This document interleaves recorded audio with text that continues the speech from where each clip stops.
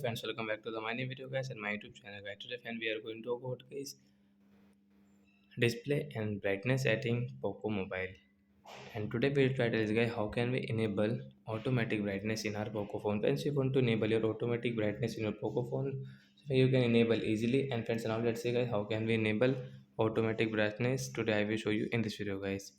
So before starting video friends, first of all go and subscribe the channel guys, click the bell icon, like the video guys. So friends, now let's see guys how can we enable automatic brightness mode setting guys. Scroll it. Friends, you can see guys your display setting guys, tap here. Again scroll guys, you can see your brightness level guys, tap here. Friends, you can see your automatic brightness guys, adjust brightness to ambient light to save battery. So when you can enable from here, after enable guys you can see brightness decreased automatic guys. Again guys you can check. So like that guys, you can enable your automatic brightness in your Poco phone and you can use it. So that's it guys, thanks for watching the video, bye guys.